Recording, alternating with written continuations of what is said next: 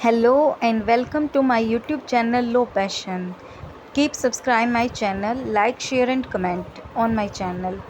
पिछली वीडियो में हमने डिस्कशन किया था मीनिंग, डेफिनेशन और essential elements of a tote.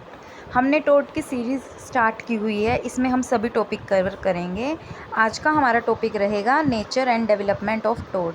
Hello दोस्तों, आज हम एक बहुत ही इम्पोर्टेंट टॉपिक पढ़ने वाले हैं, नेचर एंड डेवलपमेंट ऑफ टोट। अगर आप लॉ के स्टूडेंट हैं या फिर LLB, LLM या जुडिशरी की तैयारी कर रहे हैं तो ये टॉपिक आपके सिलेबस के लिए यूज़फुल है। तो चलिए स्टेप बाय स्टेप समझते हैं नेचर ऑफ टोट को। नेचर ऑफ टोट को जानने के लिए पहले हम थोड़ा सा ब्रीफ में ना जाकर ऊपर से टोट के मीनिंग को समझेंगे। टोट शब्द एक लैटिन वर्ड टोटम से आया है, जिसका अर्थ है ट्विस्टेड या क्रूक्ड, यानी टेढ़ा काम। आसान भाषा में टोट एक सिविल रोंग है जो इंडिविजुअल के खिलाफ होता है। अब हम नेचर को समझते हैं। इसके हम नेचर को 4 पॉइंट्स में समझेंगे। सबसे पहला पॉइंट है हमारा सिविल रोंग।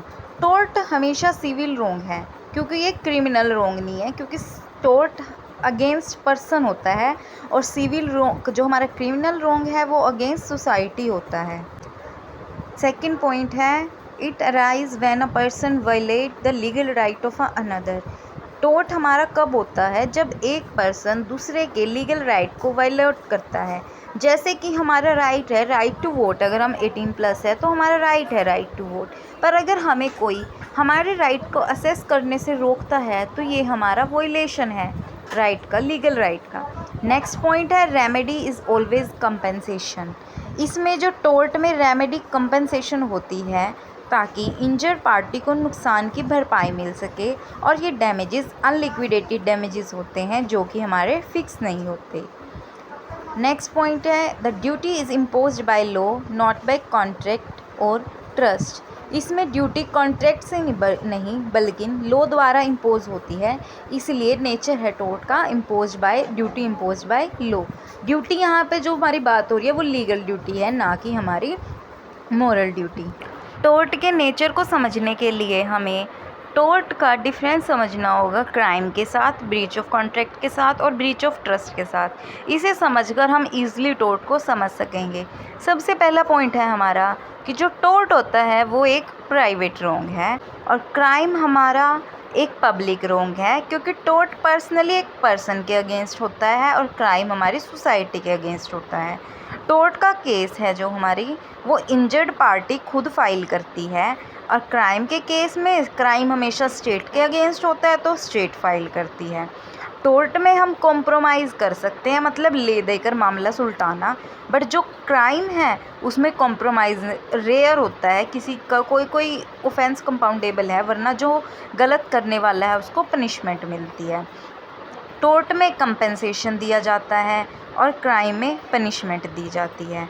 जो टोर्ट कमिट करता है उसे टोर्ट फीजर कहते हैं, और क्राइम वाले में रॉन्ग डेयर कहा जाता है और वो पनिश किया जाता है। टोर्ट को हम वही टोर्ट फीजर कहते हैं और क्रिमिनल ऑफेंडर कहते हैं। और जो टोर्ट लिटिगेशन है वो कंपाउंडेबल है और ये नॉन कंपाउंडेबल होता है हमारा क्राइम, बट कुछ एक्सेप्शंस होती हैं जिसमें हम ये कंपाउंडेबल होता है। जैसे फॉर एग्जांपल एक ये केस होते हैं डोमेस्टिक वायलेंस वगैरह के, उसमें लेडीज़ फैमिली के प्रेशर में आके कुछ भी कंपाउंडेबल कर लेती है, अपनी कंप्लेंट वापस ले लेती है। ये जस्ट कुछ रेयर केस होते हैं, एक्सेप्शंस होती हैं जिनमें। अब हम टोर्ट को कंपेयर करेंगे ब्रीच ऑफ कॉन्ट्रैक्ट से। ब्रीच ऑफ कॉन्ट्रैक्ट तब होता है जब कोई पार्टी अपनी कॉन्ट्रैक्ट ड्यूटी पूरी नहीं करती, जबकि टोर्ट होता है ड्यूटी लॉ इम्पोज करती है, ना कि पार्टीज़। टोर्ट में हमारी ड्यूटीज़ इम्पोज बाय लॉ होती हैं। कॉन्ट्रैक्ट में ड्यूटी केवल पार्टी तक सीमित होती है और टोर्ट में ड्यूटी पूरी सोसाइटी के लिए होती है। ब्रीच ऑफ कॉन्ट्रैक्ट में डैमेजेस लिक्विडेटेड होते हैं, वही डैमेज ऑफ टोर्ट में अनलिक्विडेटेड होते हैं, जो मैं इस वीडियो में बता रही हूँ और मैंने पहले भी बताया है। आपको थोड़ा सा कन्फ्यूज़न होएगा तो इसलिए प्लीज़ पहले प्रीवियस वीडियो देखें, वो अच्छे से समझ आएगी, तभी हम आगे कंसेप्ट पढ़ सकते हैं। जो कॉन्ट्रैक्ट में लिमिटेड रेमेडी देता है, जो टोर्ट होता है वो हमें अनलिमिटेड रेमेडी देता है। टोर्ट में रेमेडी होती है हमारी अकॉर्डिंग टू डैमेजेस, जो हमें डैमेजेस हुए हैं। वो ज़रूरी नहीं है कि हमें फिज़िकल डैमेजेस हों, it may be legal damage. अब हम टोर्ट का डिफरेंस स्टडी करते हैं ब्रीच ऑफ ट्रस्ट के साथ। टोर्ट में डैमेजेस अनलिक्विडेटेड होते हैं, जबकि ब्रीच ऑफ ट्रस्ट में डैमेजेस लिक्विडेटेड होते हैं। टोर्ट कॉमन लॉ का हिस्सा है और जो हमारा ट्रस्ट लॉ है वो कोर्ट ऑफ चांसरी से डेवलप हुआ है। टोर्ट में पार्शली लॉ ऑफ प्रॉपर्टी से जुड़ा है, जबकि ट्रस्ट पूरी तरह लॉ ऑफ प्रॉपर्टी का हिस्सा है। तो इन डिफरेंसेस से हमें टोर्ट क्लियर हो जाता है कि टोर्ट है क्या। टोर्ट हमारा एक सिविल रोंग है, ना कि क्रिमिनल रोंग। ये एक पर्सन के अगेंस्ट होता है। इसके अंदर डिफामेशन, बैटरी, असोल्ट, नेग्लिजेंस जैसे सारी चीज़ें आती हैं। आपके माइंड में वही आता है कि ये क्रिमिनल में भी आती हैं, बट जो क्राइम होता है वो स्टेट के अगेंस्ट होता है। जो टोर्ट होता है वो पर्सनल, एक प्राइवेट रोंग है। ये अकॉर्डिंग एक पर्सन के अगेंस्ट हुआ है।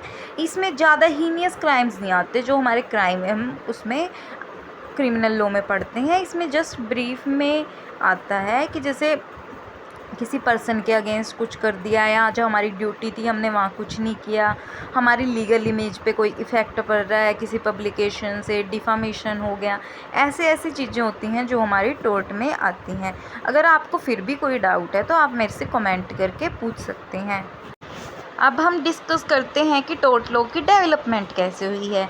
देखो बच्चों, ये जो हमारी डेवलपमेंट है टोर्ट लॉ की, ये हम ही वैसे समझने के पॉइंट ऑफ व्यू से ठीक है, बट ये according to exam point of view इतनी इम्पोर्टेंट नहीं होती।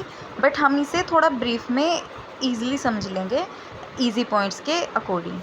अब हम बात करते हैं टोर्ट लॉ की हिस्टोरिकल डेवलपमेंट के बारे में। जो लॉ ऑफ टोर्ट्स हैं उसकी जड़ें इंग्लिश कॉमन लॉ में हैं। सबसे पहले रिट सिस्टम के जरिए टोर्ट्स को मान्यता मिली थी। उसके बाद धीरे धीरे इंजरी टू अ पर्सन और अ प्रॉपर्टी को सिविल रोंग माना जाने लगा और यह हमारे टोर्ट के अंदर आने लगा। फिर हम बात करेंगे इसकी एक्सपेंशंस कैसे हुई थी। अब एक्सपेंशंस ऑफ प्रिंसिपल, जैसे कि इंडस्ट्रियल रेवोल्यूशन जो हमारी 18 और 19 की सेंचुरी थी, तब हमारे इंडस्ट्रियल रेवोल्यूशन आए। उसके बाद नए नए रोंग सामने आए, जैसे कि हमारा negligence, nuisance, occupier liability etcetera.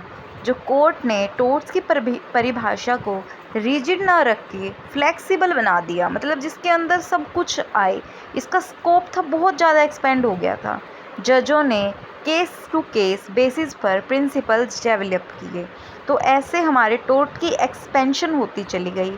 अब हम आगे बात करेंगे कि इंडिया में कैसे आया और इंडियन के कंटेक्स्ट में पढ़ेंगे। बात करते हैं टोर्ट की डेवलपमेंट इन इंडिया में।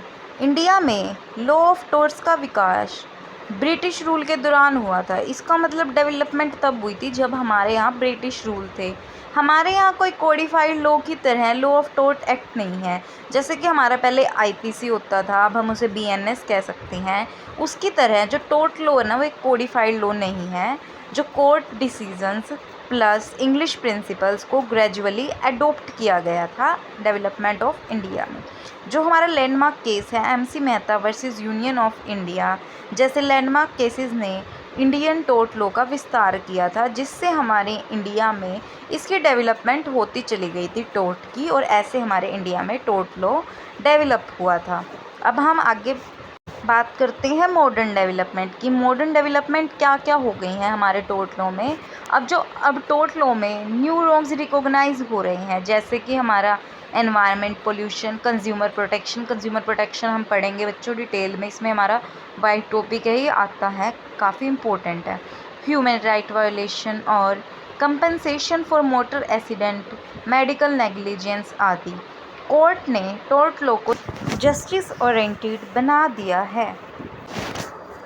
तो दोस्तों, आज हमने देखा टोर्ट का नेचर क्या है, टोर्ट और क्राइम, कॉन्ट्रैक्ट और ट्रस्ट के बीच क्या डिफरेंसेस हैं, और टोर्ट लॉ कैसे डेवलप हुआ इंग्लैंड से लेकर इंडिया तक। अगर आप सभी को ये लेक्चर हेल्पफुल लगा है तो like, share, comment and subscribe करना मत भूलिएगा।